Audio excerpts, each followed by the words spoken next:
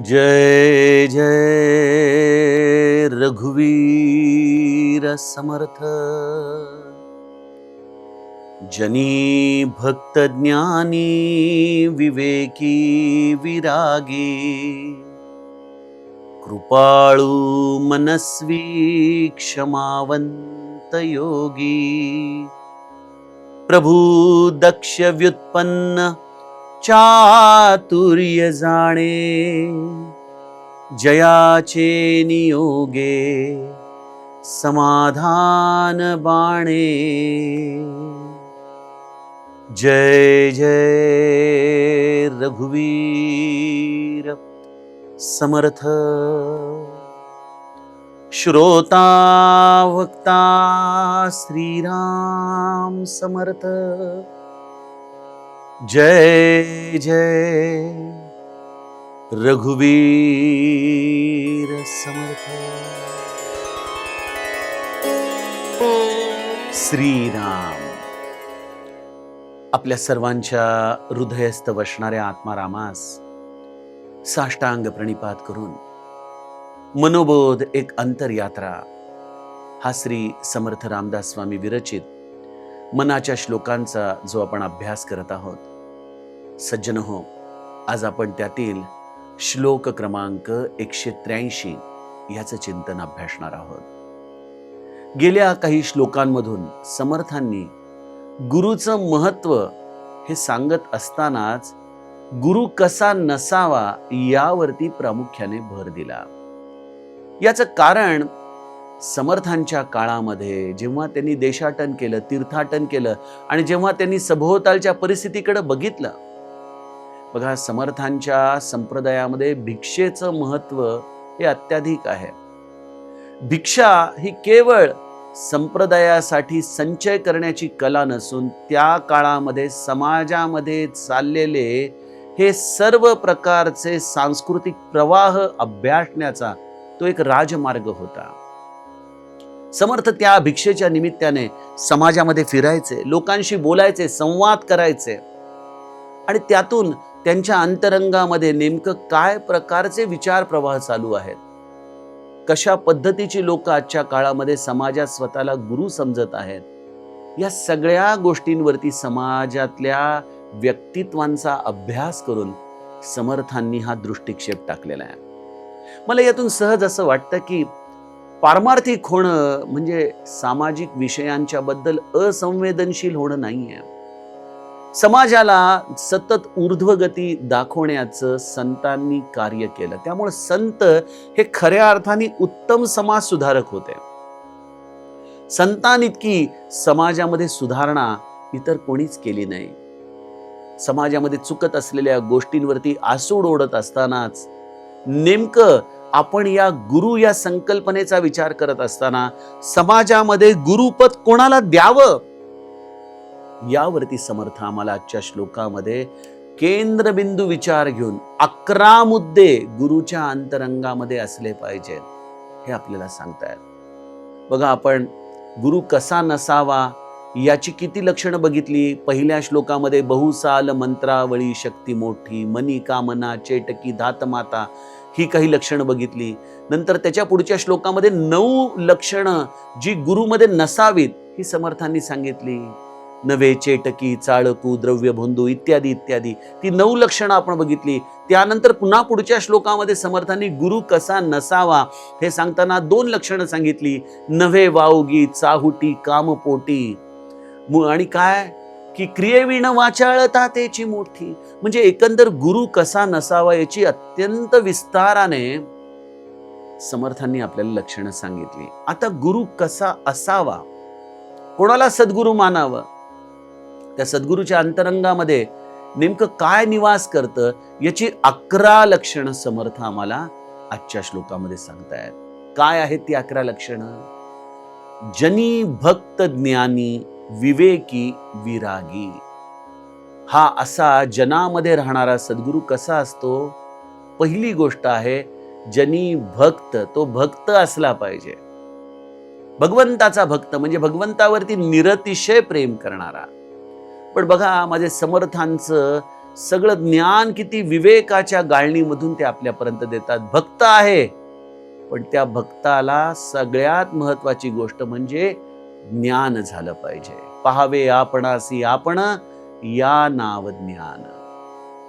हे ज्ञानाचं लक्षण भक्तामध्ये स्वाभाविकपणे विराजमान असलं पाहिजे. जनी भक्त ज्ञानी.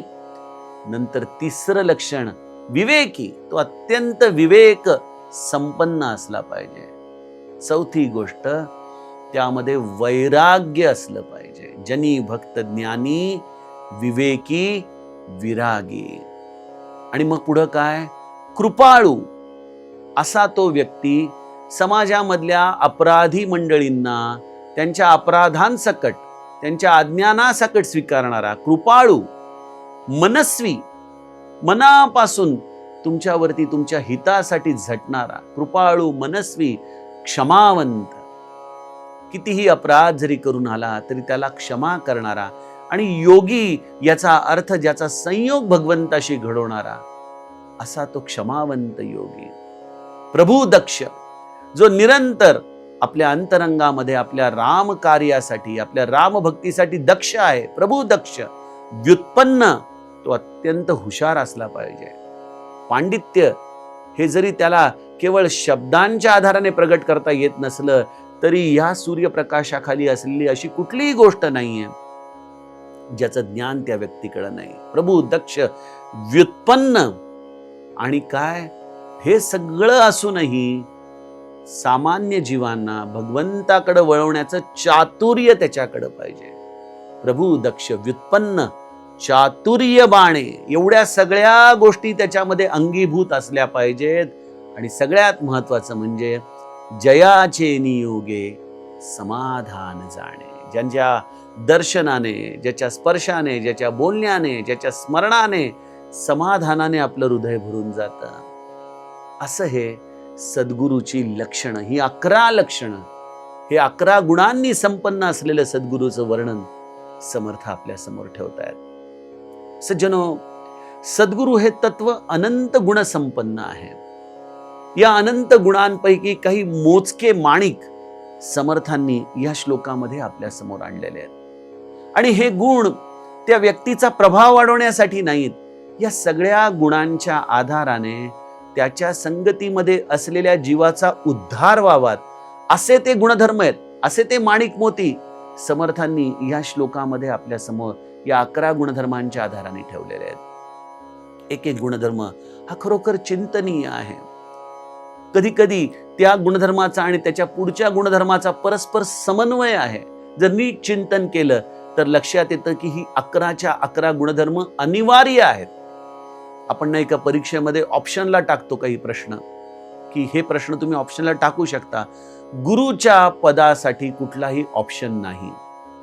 हे 11चे 11 गुणधर्म हे त्याच्यामध्ये असणं अनिवार्य आहे. कुठले गुणधर्म आहेत ते? जनी भक्त, सगळ्यात पहिले सद्गुरूचं लक्षण आहे, तो भक्त असला पाहिजे.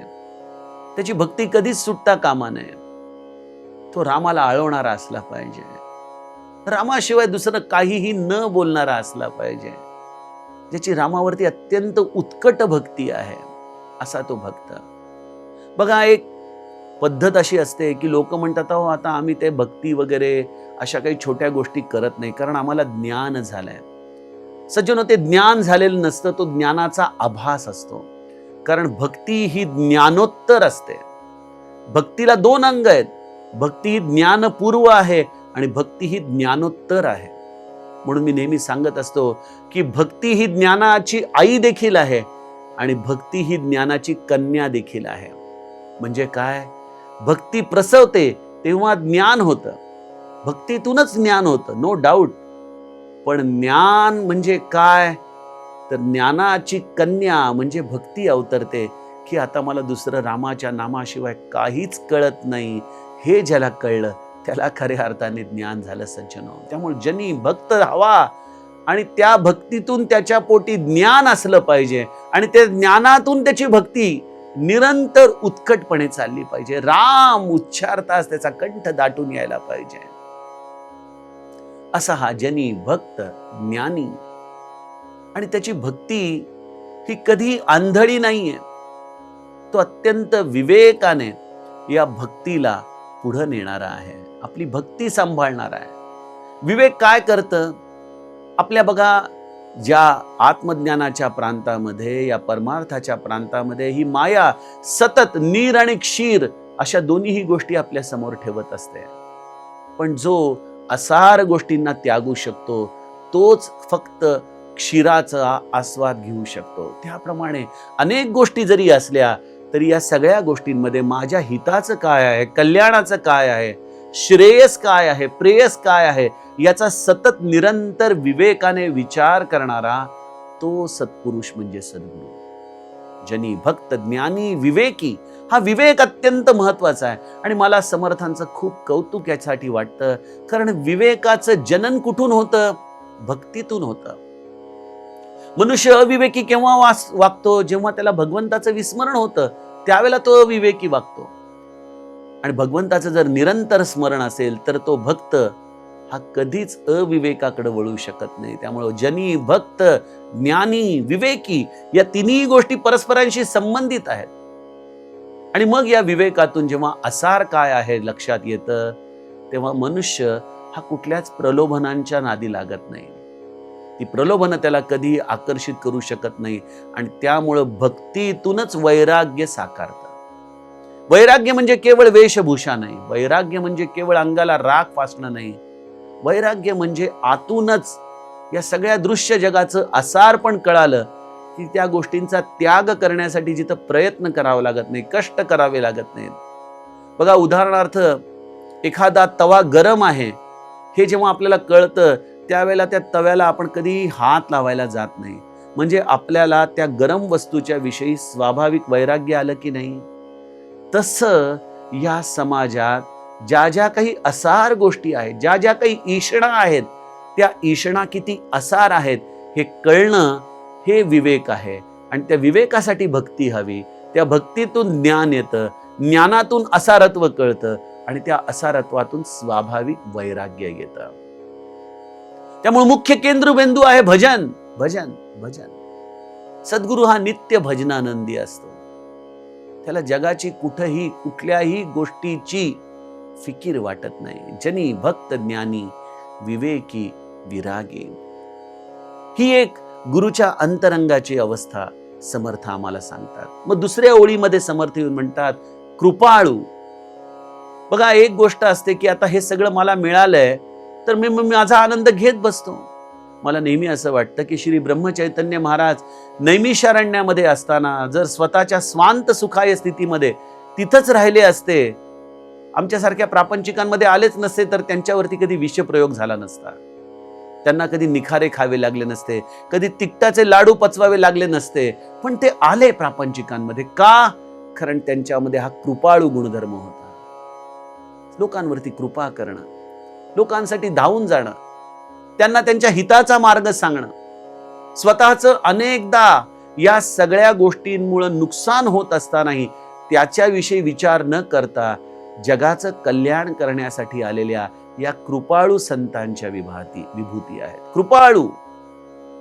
आणि त्यांचं सगळ्यात आवडणारा गुणधर्म जो मला समर्थांनी दिलेल्या या श्लोकात माझ्या स्वतःच्या मनाला विशेष आवडतो आणि तो म्हणजे मनस्वी.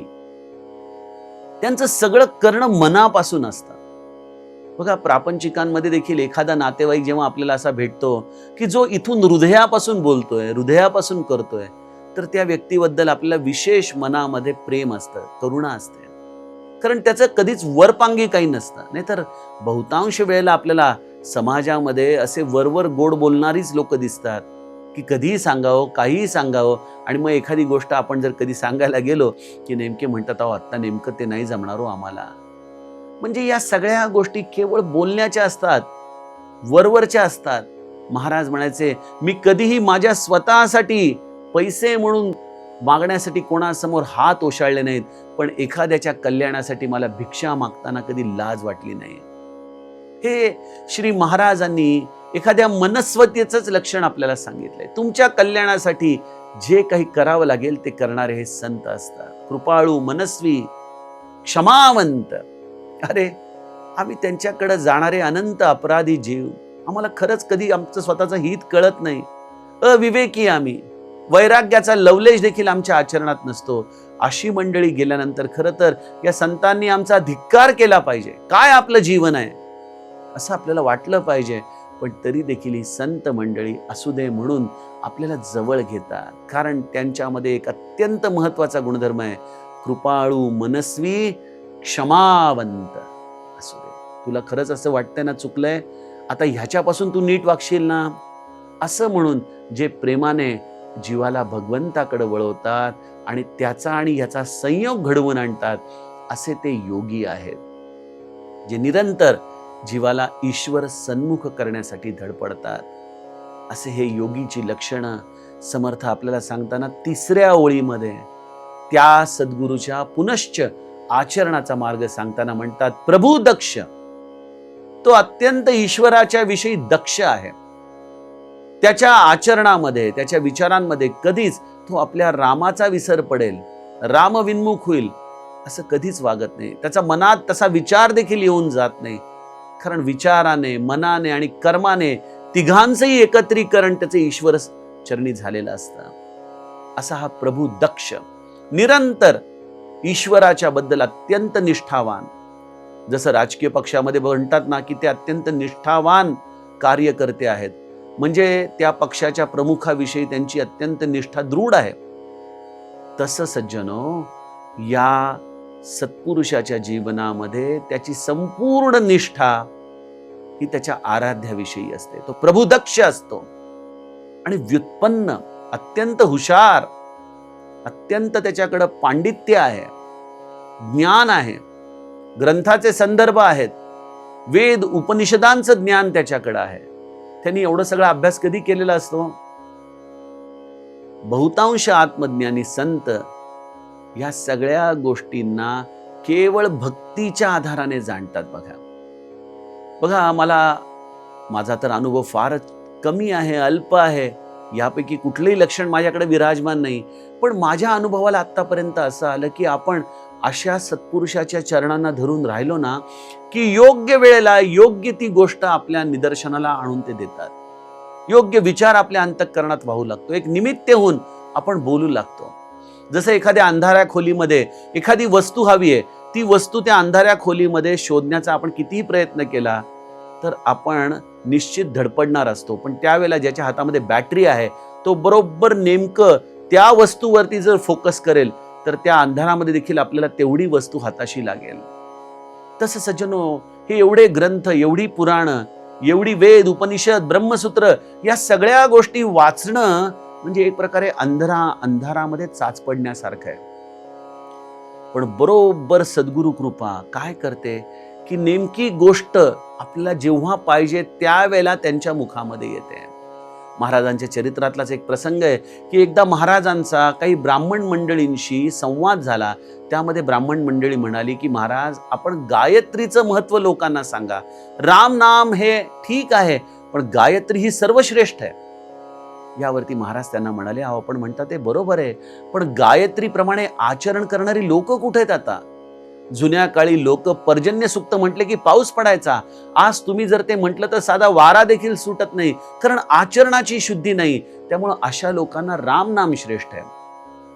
विप्र म्हणाले की आम्हाला यामध्ये वेदांचा पुरावा द्या, संतांचं सांगू नका, वेद कुठं काय म्हणतात ते सांगा. आता आली ना पंचायत. जर म्हणाले असते मला बघावं लागेल, शोधावं लागेल, तर कदाचित ते सत्पुरुष या पदापासून थोडेसे काकणभर आपल्याला लांब वाटले असते. पण महाराजांनी लगेच सांगितलं, जा बरं, अथर्व वेदांच्या अंतर्गत कलिसंतरण उपनिषद नावाची पोथी आहे ती घेऊन या, आणि त्यामध्ये नामाचं महत्व सांगणारी ऋचा श्री महाराजांनी त्यांना क्षणामध्ये सांगितली. सज्जनो, हे आहे त्याचं व्युत्पन्नपण.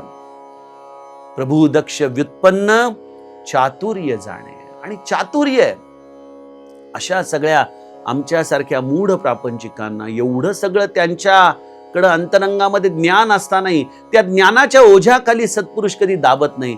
त्या ज्ञानाचं सार काढून आम्हाला ती गोष्ट घ्यायला सांगतो की ज्याच्यामुळं सगळं काही प्राप्त होईल, आणि ते भगवंताचं नाम मुखी उतरवण्याचं काम संत करतात. महाराजांच्याकडे एकदा एक नास्तिक आला, म्हणाला, मी ते तुम्ही सांगता ते काही घेणार नाही. अहो मी काय सांगतो? नाही तेच तुम्ही काय सांगता ना, नाम घ्या. कुठलं नाम सांगतो म्हणे मी तुम्हाला? तर ते म्हणाले, अहो ते तुम्ही म्हणता ना राम राम म्हणा, ते मी काही म्हणणार नाही. महाराज म्हणाले, ठीक आहे, झालं माझं काम. तुझ्या मुखातून राम राम वधवून घेतलं ना, आता तो रामरायास तुझ्याकडं काय वधवून घ्यायचं ते घेईल. नास्तिकाला देखील भगवंताकडे वळवण्याचं हे चातुर्य या संतांच्या ठिकाणी राहतं. प्रभू दक्ष व्युत्पन्न चातुर्य जाणे, आणि काय, जयाचे नियोगे समाधान बाणे.